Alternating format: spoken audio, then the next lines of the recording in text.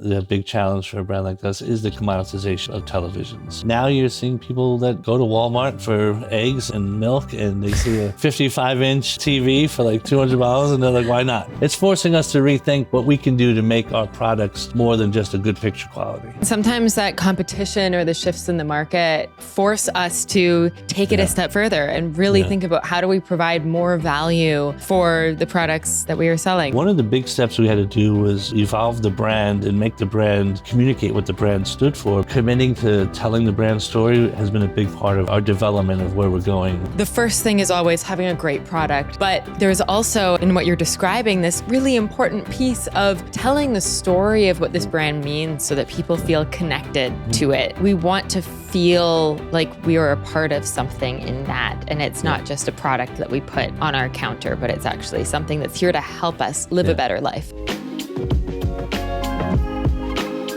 Hello, everyone, and welcome to Experts of Experience. I'm your host, Lauren Wood. Today, I am joined by Louis Giagrande, the Chief Marketing Officer at LG Electronics USA. Today, we are going to explore how he's leading a transformative shift in the customer experience at LG, leveraging innovation, new market expansion, and a redefined brand vision to strengthen LG's connection with both customers and businesses. Before we dive in, I just want to share a quick little PSA for everyone who is listening. If at any point in this episode you say, I totally agree, or that was really interesting, I'm really enjoying this episode, please let us know by giving us a quick rating wherever you listen to your podcast. That helps us to know that we're doing this right, and we really appreciate your support. Now, let's dive into it. Louis, how are you doing today? I'm doing great, thank you. And yourself? I'm very, very well. So I'm really excited to talk all about LG. And in our prep conversation, you told me that you have over 1,400 products on your website. Is that correct? Product pages, yes. Product of course, pages. Variations and accessories and everything, but the point is the product portfolio is broad for sure. Which is huge. And you also shared that the way that you would design these products is really built on the premise of human-centered innovation. And so I'd love to talk a little bit about what human-centered innovation really means at LG and how that's a differentiator for you. Yeah, no, it's one of the things we take the most pride in is that, and it's really one of the core brand values that we have is that there's a lot you can do in our space in terms of making innovative products. And sometimes we do have products that have innovations that is more for the fun of it. But most of the products' innovations are really tied to consumer pain points and things that consumers are asking for. We have a very robust voice of consumer, social listening platform. We're always looking at what consumers are saying is a challenge with not only our products, but competitors' products, or just in general. An example, and I like to start with dishwasher because it's such a category that most people don't talk about. But just from listening to consumers' feedback on dishwasher usage, the things kept popping up. It was very loud. So if you ever had a dishwasher that was in the vicinity of where you're watching TV, the TV was always had to be increased in volume. There would be promises of a wash and dry cycle, but things would never really quite dry. It would take so long, so that if you're you want to do a quick wash if you're in the middle of a party and whatnot. So, last year we came out with a dishwasher, 1 hour wash and dry that was super quiet and addressed these issues. And, right away you saw, great success with that product. And it's not a surprise because we're addressing, what the consumer needs. So, we could have done something fancier, with with the outside of the product or whatever, but just hitting on the innovations that really are consumer driven is very key to us and something that our factories are very good at. Yeah. And you were telling me earlier that you've recently made updates to your Voice of Customer program. Can you tell us a little bit about what inspired that change and what it looks like now? Yeah, we're really proud of our team that's working on this. I don't want to say his name because I don't want anyone to poach him, but I'm keeping it on the DL for those who understand what I'm saying.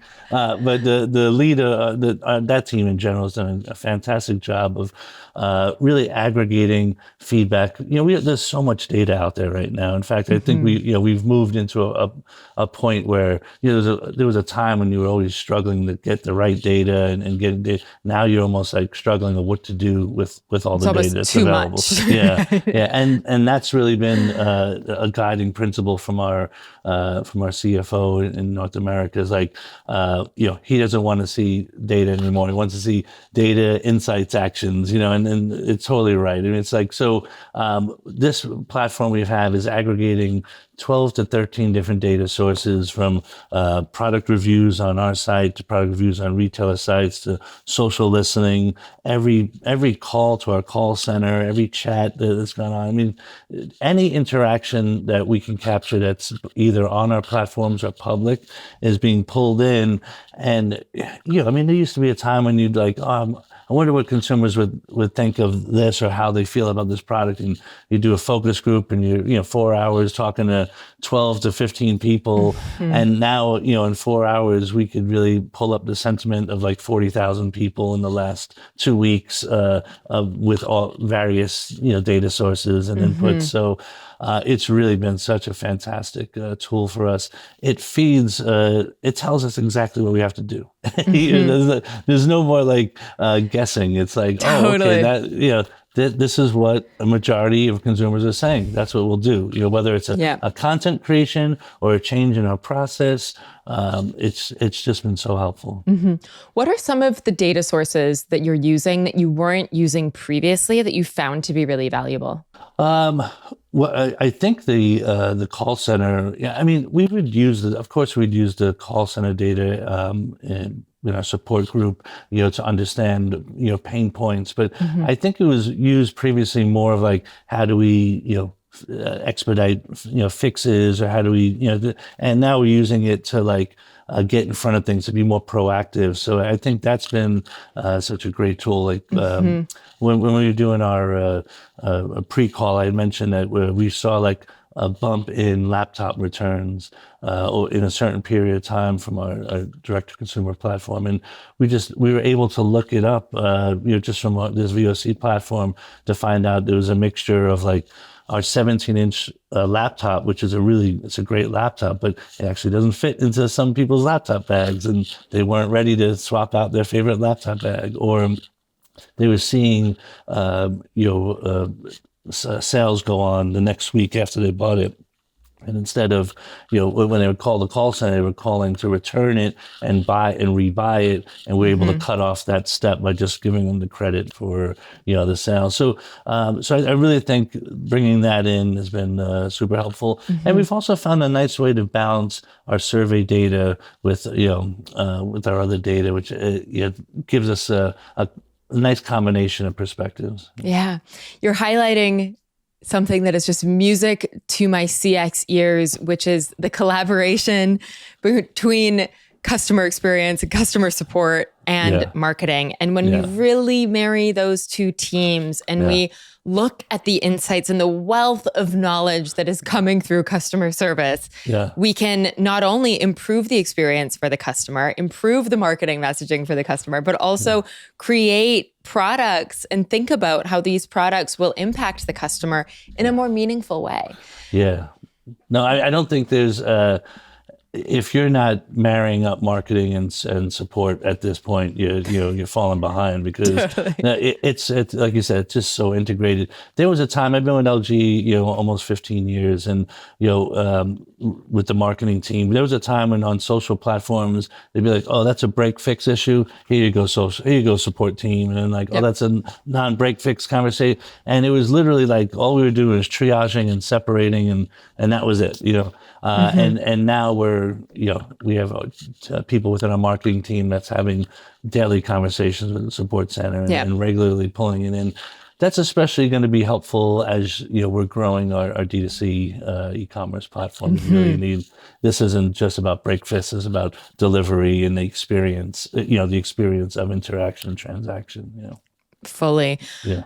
What challenges have you experienced in this? Because at the same time as we create these deeper connections, we also create often more complexity. And I think a lot of the reason why we've stayed in our own lanes is because it's easier to stay in your own lane instead of merge the highways, if you know what I mean. Yeah, oh, absolutely. I mean, you hit on a big challenge I think most companies are dealing with is prioritizing customer experience really means breaking down the walls between groups within companies, and the biggest one being the support center, which is like for us, it's like a different headquarters in Alabama. We're headquartered here in the Northeast. So it's like you have to break down these walls. So that's a challenge. Now you're starting to creep into each other's, R&Rs, and the RACI charts look different, and collaboration has to be a lot more than just the handoff via some sort of triage tool. It's like, all right, what are you doing, and how, even to the point of like training the chat agents, training the call centers on how to have a brand voice that's consistent throughout. I mean, there's a lot that goes on, and that's been a challenge. I think, the good part is we have alignment all the way up to our CEO in Korea. So it's the most aligned I've ever seen LG, and that's what makes that's one of the most exciting parts of things. But the challenge is making it, putting it to action. Breaking down those walls. I think that because of the difficulty that we're talking about, that executive alignment all the way at the top to say, we are going to take on the challenge of cross-functional collaboration and integration into our systems and our ways of working. The juice is worth the squeeze, basically. And absolutely. We acknowledge that it's not going to be a cakewalk. It's probably going to be somewhat challenging. We'll need to invest in that collaboration. And so it's something. Trial and error. Oh, completely. Because this is new. This is new to so many, people who've been in LG 30, 40 years, very bright, sales, product focused, people, and you're now being asked to like reinvent an org chart that's been relatively, similar for the past 20 plus years. Yeah, completely. But what got us here won't get us there. An AI agent your customers actually enjoy talking to? Salesforce has you covered. Meet Agentforce Service Agent, the AI agent that can resolve cases in conversational language anytime on any channel. To learn more, visit salesforce.com/agentforce. What's the next phase of LG? It feels like you're really at a turning point right now. So tell us a little bit about that. So, there's a lot of positives for us right now, right? I just brought up the fact that alignment from our most senior leader on down is there, and that's fantastic. This year, we became the #1 home appliance brand in the U.S. in both units and dollars. So, we've always been one of the top brands, and this year we broke through. We're still like the #1 in OLED, over 50% market share, but we've hit a point where we really have to rethink our company, because there's only so far you could take a hardware business. Right? And if you've heard, or if anybody's seen like last year's CES where our CEO spoke, or even any press announcement, the step for us that we have to take is become what our CEO is calling a smart life solutions company. Going from, the simplest way to explain this is going from like a singular transaction that happens once every 5 to 10 years to a customer experience that's happening on a day-to-day basis, right? And we have the hardware. We spoke earlier about having such a wide portfolio of products.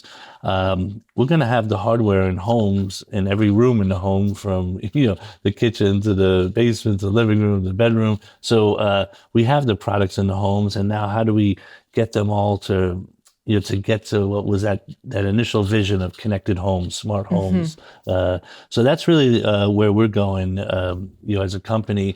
And, what we talked about earlier about shifting the orgs around to really focus on customer experience, that's small changes compared to what we have to do to really become a solutions, company.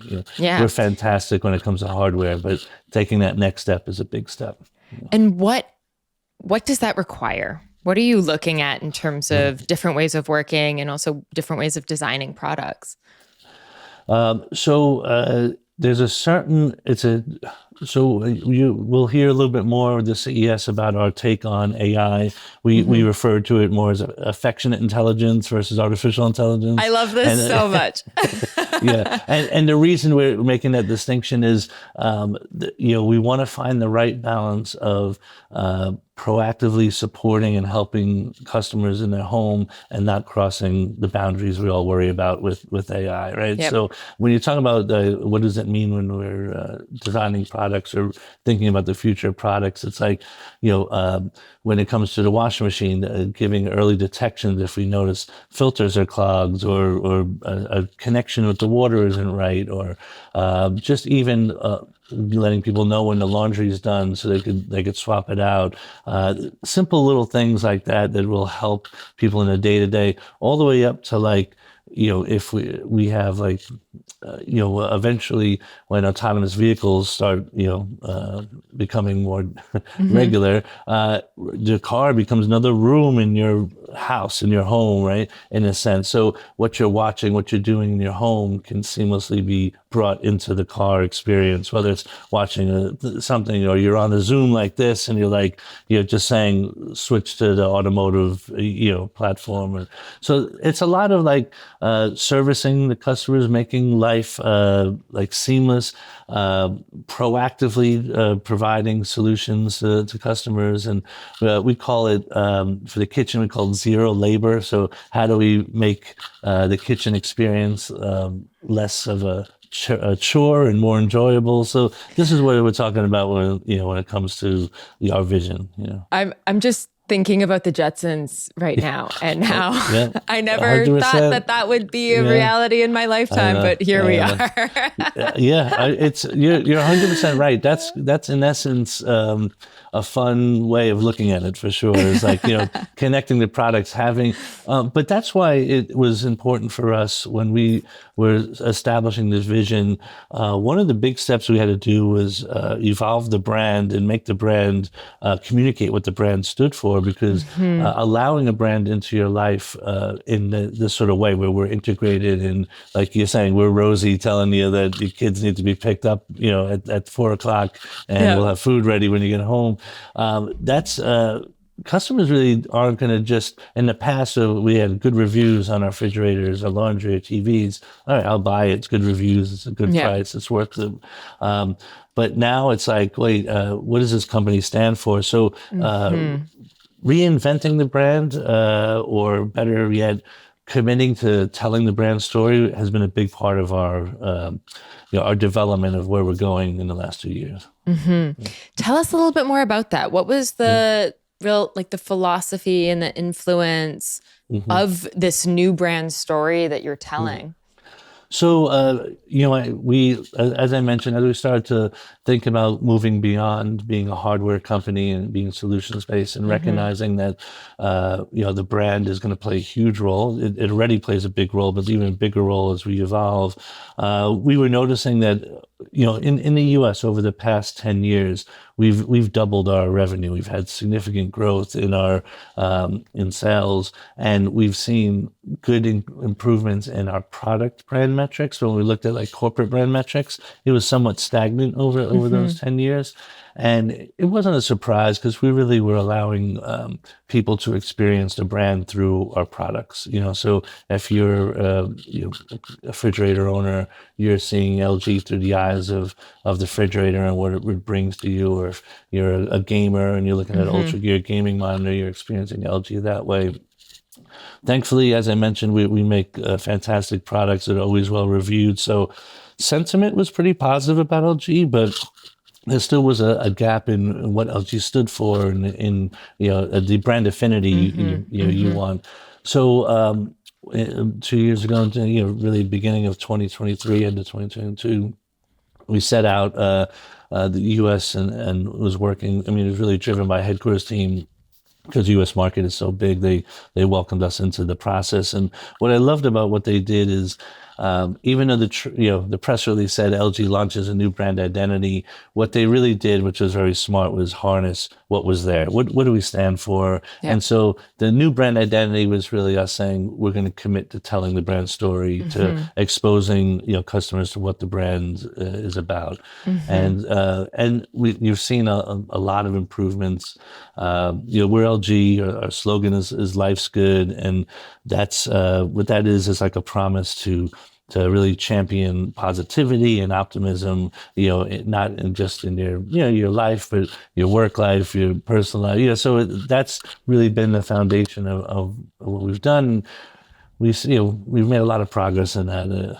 It's a very long answer, but it's the main thing where you're seeing the results is Interbrand this year noticed a difference from last year this year where they value your brand value, and it's they saw a 40% increase in our brand value, really based on the fact that we were exposing consumers to our brand and opening up what we stood for. And LG is now in the Interbrand top 100 brands in the world as of this year. So it's nice to see the fruits of labor paying off, but even more encouraging that we're seeing it in the brand, we're seeing it in our own brand metrics, a lot of improvements in the perceptions of the brand. Well, congratulations. I'm sure that feels really good to say, okay, there's the recognition for what we've been doing. But I just want to highlight the importance of storytelling here.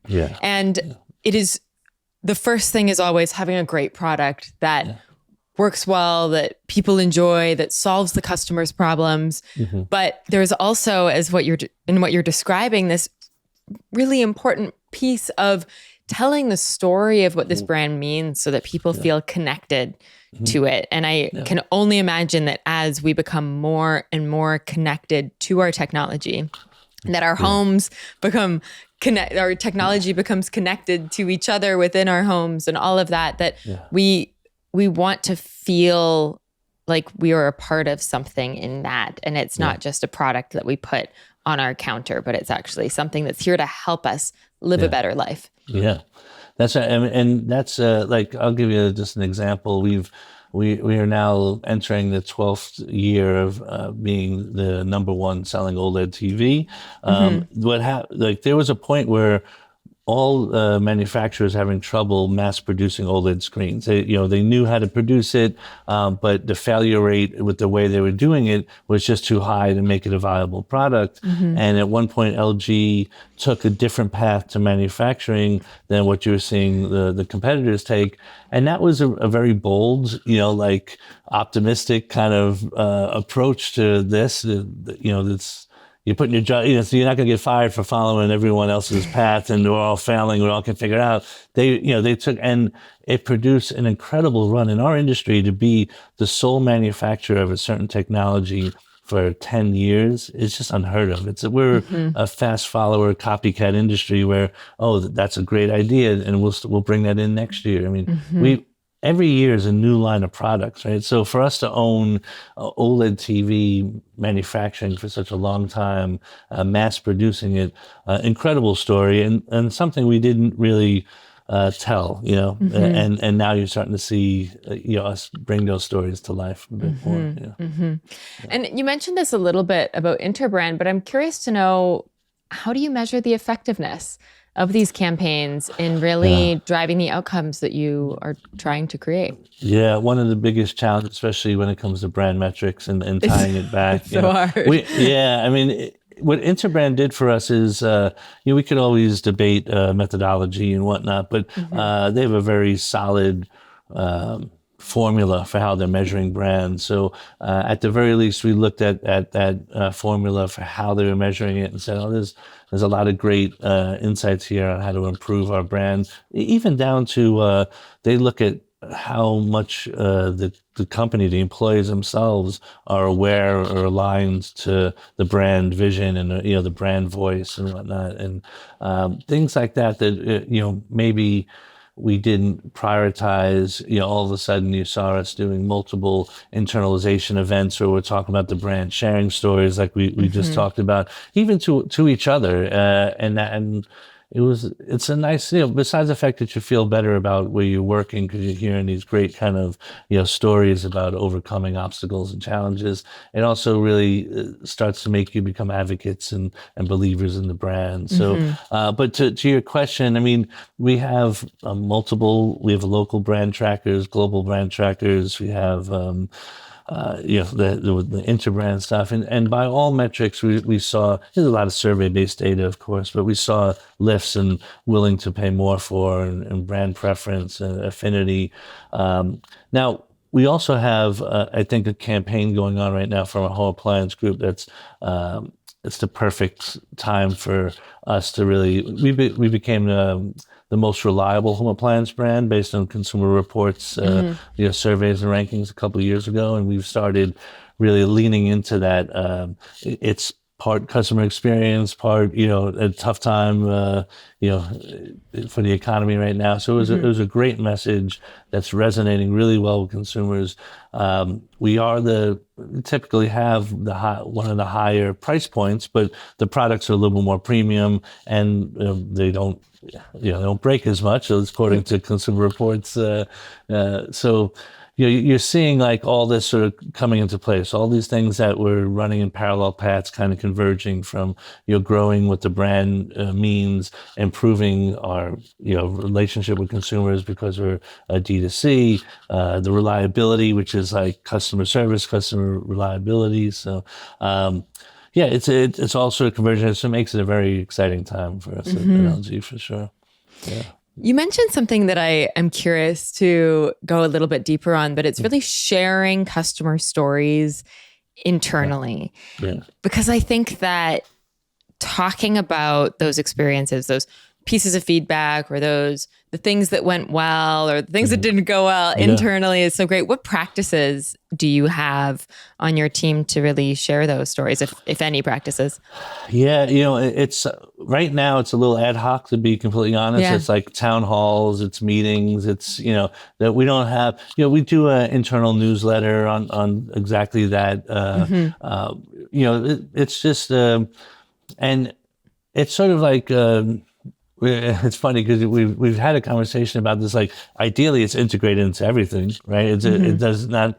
We don't need to have like specific meetings to talk about this. It should be part of every meeting. Yeah. But at the same time, you want to sort of expedite it a bit. So we do have sort of breakout sessions. But our CEO has us do like for him a monthly sort of recap on our Voice of Consumer tool, where we'll pick like 5 key topics and just do deep dives into. It could be as simple as like delivery issues or vacuum features that it could go all over the place, but it's getting us into this habit of pulling the data, drawing out insights, and then the actions that come off of this is in the room is everyone from supply chain to product marketing, product development, to regular marketing, to call center support.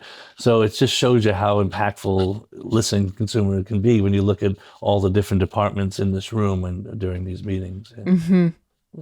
Yeah, it's that cross-functional understanding that I think goes so far. And it's something that in my experience is it feels like a nice to have, and we're like, oh, it takes time to have these conversations and but the result of it means we're thinking about the customer more.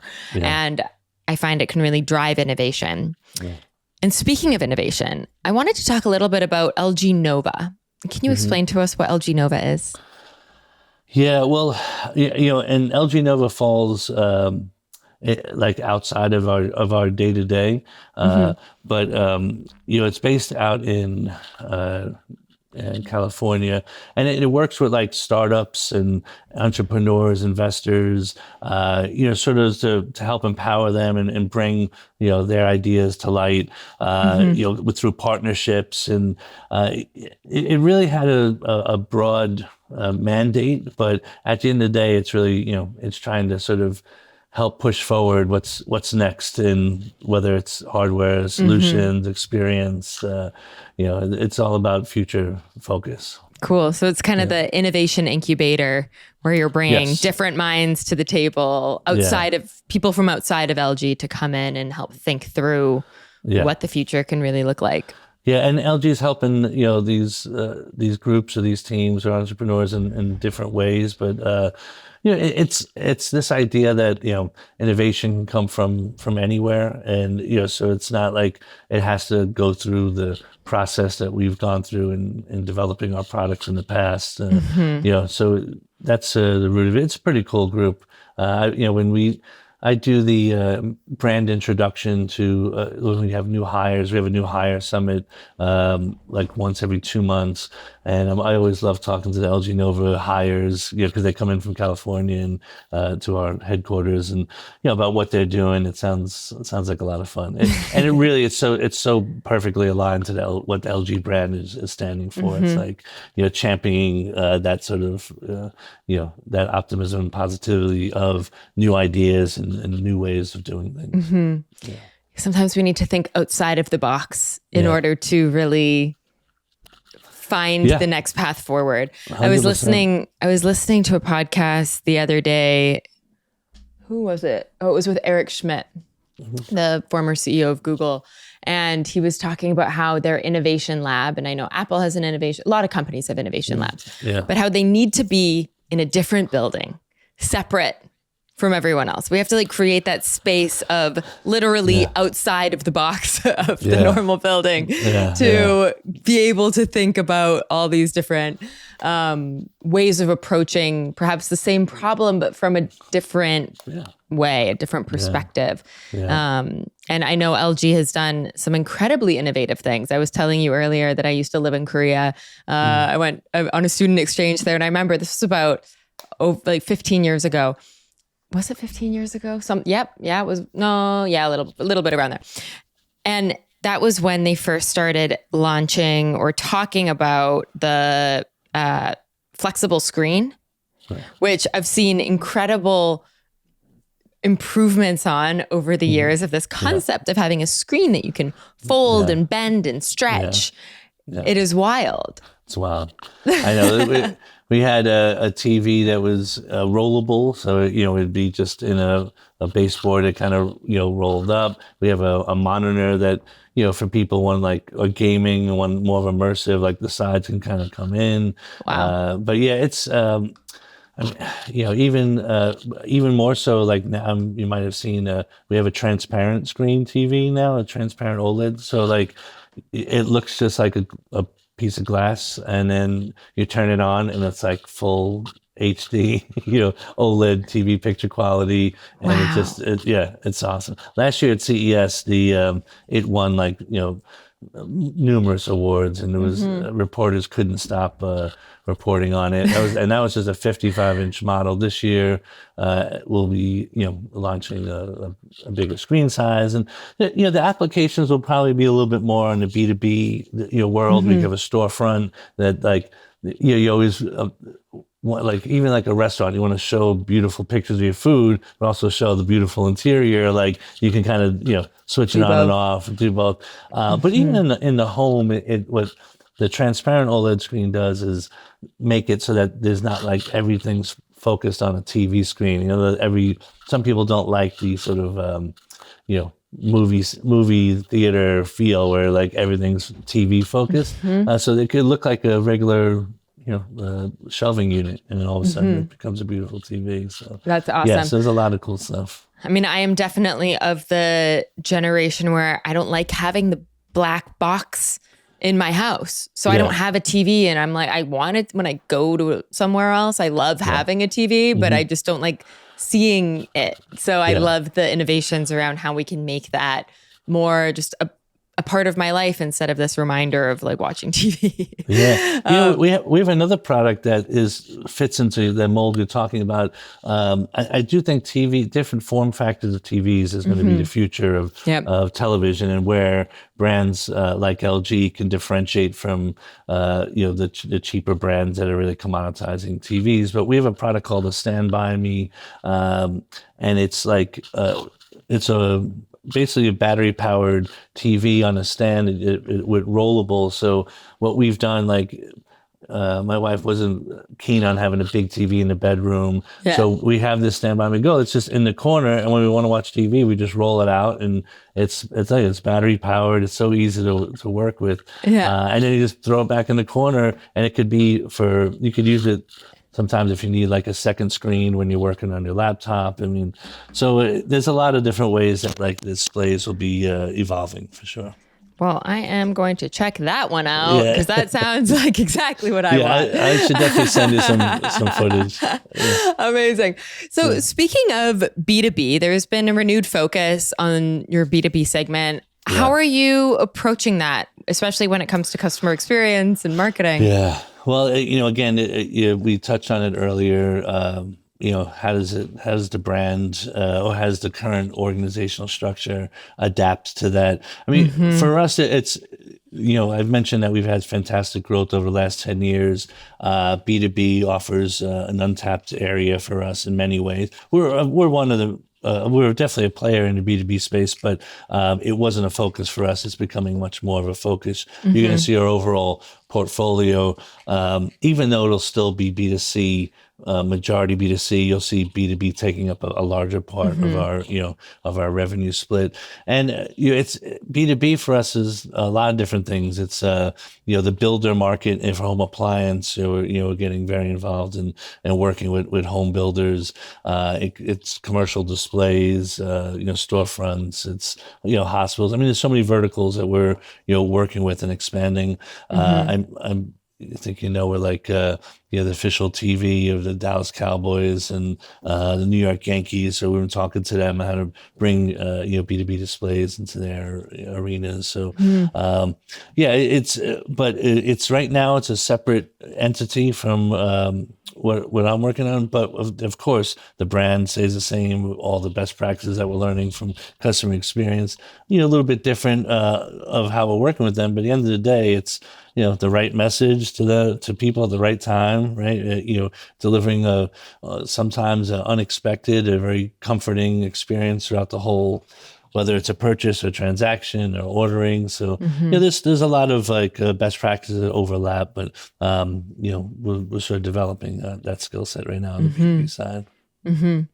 Yeah, it's in many ways another world, and at the same time, it's like you said, it's providing the right message. Yeah. It's thinking about what that customer needs and wants and how do we deliver to it.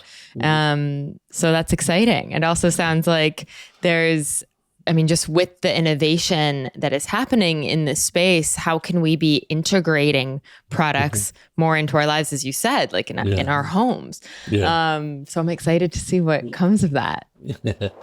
Say goodbye to chatbots and say hello to the first AI agent. Agentforce Service Agent makes self-service an actual joy for your customers with its conversational language anytime on any channel. To learn more, visit salesforce.com/agentforce. It sounds like a lot of things are happening at LG that is really exciting. Yeah. You've been making big improvements and waves when it comes to your brand and your customer experience. And I love to just look at the other side of things sometimes. What are the challenges that you're currently facing? The big challenge that the industry, there's two challenges that companies like LG are facing right now industry-wide. The first goes back to COVID. So during COVID time, a lot of non-breakage demand was pulled forward, right? So you had people who understandably were like, didn't lose their jobs and they were home and they weren't spending money on gas or vacations or anything. And they're like, this would be a great time to build the man cave or to redo the kitchen or whatever. So so much demand was pulled up, and then after COVID sort of got better or loosened up, people started shifting their discretionary income into what they were missing those few years, so vacations and other things. So right now you're seeing in home appliance the largest percentage of purchases ever that are purchasing because something broke. So demand is down, and now you're seeing what we call a distress shopper.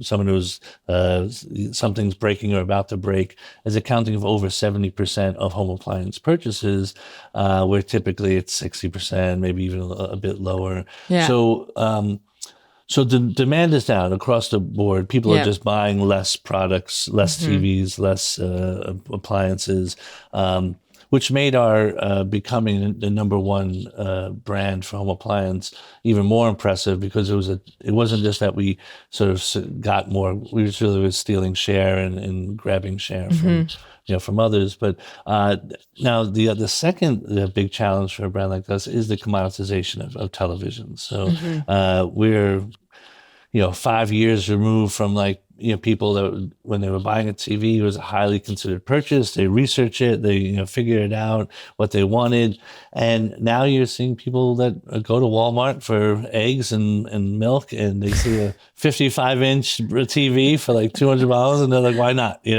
So now, if you're a videophile, if you really care about having a really good picture quality and the best available, we still win in that market most of the time. But when you start, that's a sliver of of people at this point. A lot of people are. We even saw the purchase dynamic shift, where you used to say, I'm going to buy a new TV. It goes in the living room TV moves to the bedroom, or bedroom TV moves to the basement, and it was like this pecking order. Yeah. And now that TVs have, become much more affordable, you're seeing people be like, well, why not? I'll just get that cheap 55-inch for the third bedroom. So it's the dynamic has shifted a bit. Yeah. So that's a bit of a challenge where we have to, address by really bringing more to, our TVs. And the first thing that we have that's a very, I think, a big differentiator for us versus the cheaper televisions is that LG smart TVs come with something called LG channels, which is 300 free channels. You just hook up the TV to the internet, and you basically get something that I feel is better than basic cable was, when we were younger. Which is expensive now, by the way. Yeah, exactly. I'm like, how much does it cost to have cable TV? It's insane. Yeah, I know. And now you're getting, and if you just have an LG smart TV and it's going into a second, third bedroom, and you're like, I don't need a new cable box, or there's only so many YouTube TV connections I could have. This is LG's a great TV to have, because you're going to have, like I said, 300 free channels for the life of the television. It's not, so things like that. That's what we have to figure out, and it also makes us, we talk about moving away from hardware. We have a partnership with NCAA right now, and part of the partnership, we have a channel on our smart TVs that's unique to LG TVs. It's called the NCAA Champions Channel. And what we wanted to do was, is really, we talk about championing the people who make life good. There's so many, schools, D2, D3, there's so many sports programs. So right now, majority of what we see on television is like D1, famous, more popular sports. This channel is playoffs and championships of D2, D3, of rowing, of tennis. So it gives these athletes who work just as hard as D1 athletes, are just as hard as football players, where 99% of them, there's no big payday at the end of it. It gives them a platform where now they have their championships being broadcast nationally through our smart TV platform. And it's, so now we're bringing content play into our hardware play. And even one more step further, we started creating unique content by ourselves for that channel. So we have a series called The Rivalries, which is finding these niche little rivalries in D2, D3 schools that have been going on for 100 years, and doing a docuseries on them to put on our channel. So now, it's forcing us to rethink what we can do to make our products more than just a good picture quality. So. I mean, sometimes that competition or the shifts in the market force us to take it a step further and really think about, how do we provide more value for the products that we are selling. So I love that story, because I never would have thought, LG is doing this, but look at that. Like you said, necessity, right? We have to find ways to differentiate, and it's creating some good stuff. So. Completely. Yeah. So I have two last questions for you as we wrap up on our time here. And the first is, I'd love to hear about a recent experience that you had with a brand that left you impressed. What was that? A recent experience that I had with another brand that left me impressed. It could be a brand, it could be your local restaurant or coffee shop, just any customer experience that really reminded you of what good CX is. Yeah. Let me think. I remember, it didn't happen to me personally. I remember reading about a recent experience a consumer had with Chewy, who's known for doing some great stuff. And it was like returning dog food because the dog passed away, and then Chewy responded with like, a condolences and like a gift and something like that's, those are home runs that you start to. Like, I think it's big. I wish I had a good example. I know I'm going to think of one once we hang up, but. All good.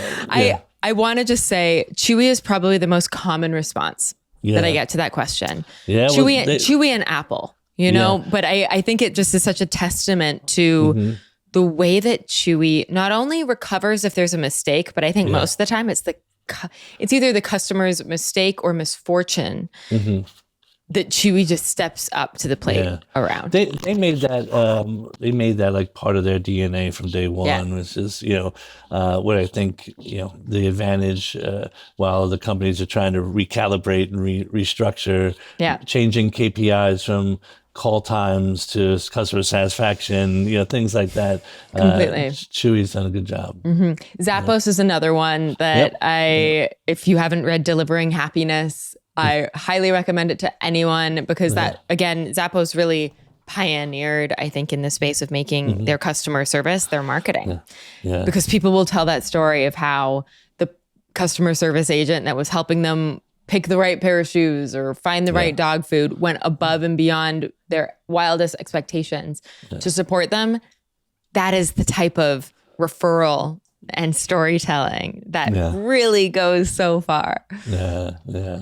Oh, I mean, and that's like the value of a story like that, is greater than a $200 million TV budget, advertising budget. I mean, it's just like you get people thinking, oh, that brand goes above and beyond. They provide so they have a certain peace of mind. That's so important. Yeah, so incredibly important.